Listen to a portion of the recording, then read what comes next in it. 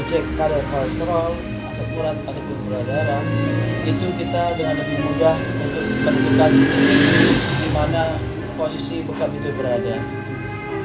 Nah, mari kita coba cek dulu. Yang pertama kita akan coba cek kadar kolesterol kita ya. Dan di sini saya akan coba cek kadar kolesterol dalam diri saya sendiri. Pertama kita harus membutuhkan sarung tangan untuk sterilisasi alat. Jadi kita menggunakan sarung tangan. Sarung tangan di sini saya menggunakan Sensi Glove. Ya. Yang kedua,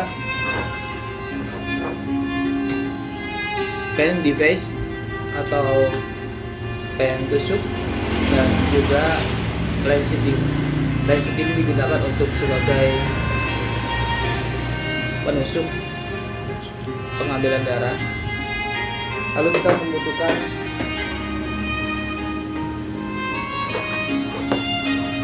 check up-nya. Di sini saya coba ambil dari Family GR untuk cek kolesterolnya. Dan sebelum kita coba cek kolesterol, kita menggunakan mesin ini. Kita cek dulu. Di sini kodenya adalah C0C2. Ya, kita coba cek dulu. Dan ini disesuaikan dengan posisi dari strip yang akan kita gunakan, C0C2. Kita masukkan C0C2. Sudah balance. Lalu kita ambil kadar kolesterol strip kita 1.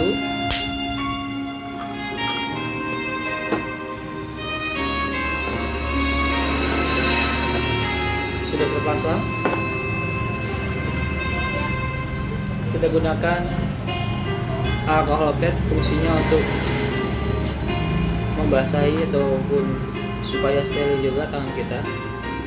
Kita ambil di ujungnya, pas posisi. Kita menggunakan jarum pen blood lancet dengan 28G. Itu harus kita lakukan karena yang akan kita masukkan adalah titik dari vena. Ya, kita coba.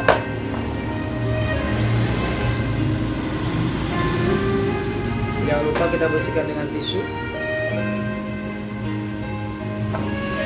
Kita tusukkan. Sudah, dia keluar. Dan coba kita cek berapa kadar kolesterol yang ada di dalam tubuh saya. Dia berjalan.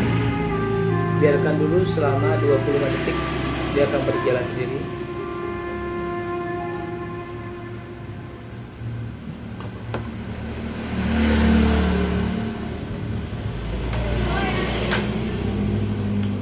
Sudah 8.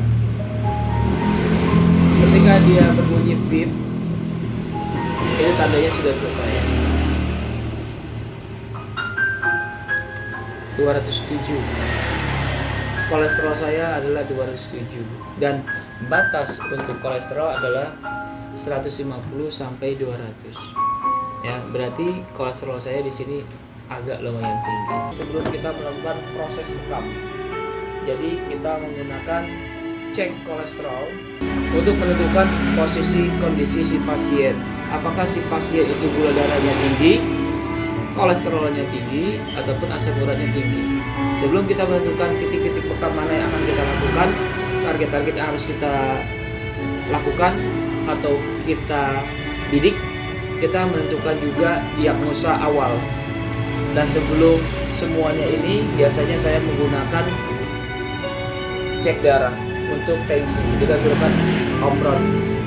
Ya, semuanya digital kita punya supaya valid. Jadi one by one, ini satu supaya valid. Jadi ketika kita menentukan penyakit si pasien, apakah dia kolesterol ataupun asam urat ataupun gula darah, kita dengan leluasa untuk bidikannya.